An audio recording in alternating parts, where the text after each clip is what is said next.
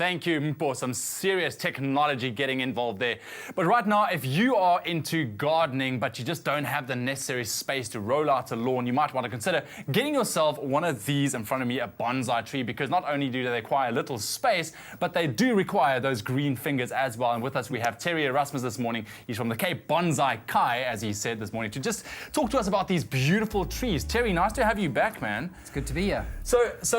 We spoke about bonsai trees a little while back, and you told us about what it takes to actually cultivate them and look after them nicely. But what's interesting is each and every one has their own unique shape. Absolutely. And that is what we're talking about this morning, because just judging by these, I mean, they're individuals completely. Correct, yes. So how does this work? I mean, they don't grow like this. No, we work to different styles. We're inspired by nature, and we try and boil those shapes down and kind of get the key characteristics of those styles and embody them in the tree shape that we have. Of course, our canvas is only that big. Yes. So we need to really be selective about what we do. So you can't just go about and start pruning and pinching and whatnot. You kind of need to. It's a pre-thought thing. Yes, there's a lot of planning that goes into it.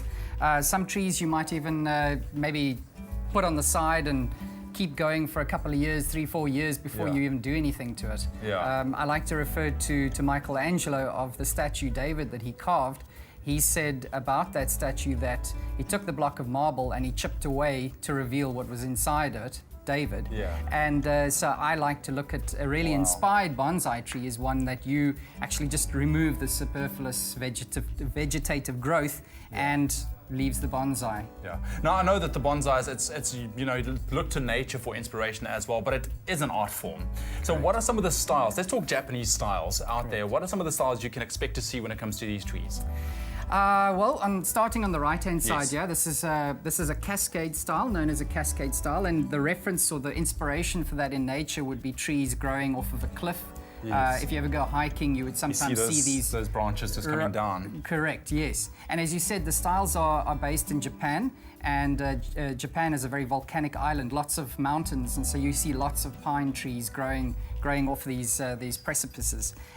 This is a little juniper that's grown. Beautiful. That's grown in what we call an informal upright style. It's probably the most popular style to grow bonsai in around the world.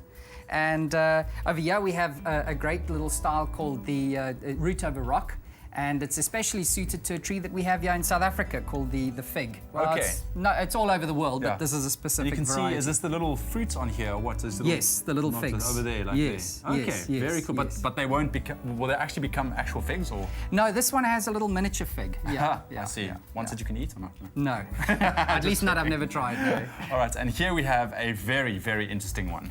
This is a very special style. It's called in China they call it the literati style, after the very educated people, the very intellectual people of the day. But the Japanese, when they took it over, they called it the Bunjin style. And it's probably, certainly for me at least, it's probably the most challenging style to try and create, because it's you have to try and find the right balance between growth and negative space. So it's a very challenging style. I can just imagine what goes into growing a tree like that with a whole bend. I don't even want to know. Lots of time. But talking about Japanese styles, what about South African styles? Because I know there's a big interest in South Africa when it comes to these beautiful trees. Okay, well, we're lucky enough in South Africa to have access to this species here, which is a wild olive. And you can actually, last time we spoke about the fruit on the trees. Well, there you can see little olives developing. You can see the little fruits. There. That's beautiful. Yeah. And this tree is really special.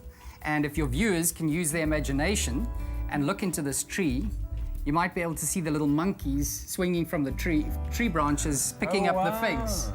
Jeez. So it's a beautiful little tree, and sort of reminds me a lot of something that you would see in a very densely wooded area, perhaps near waterfalls, and so.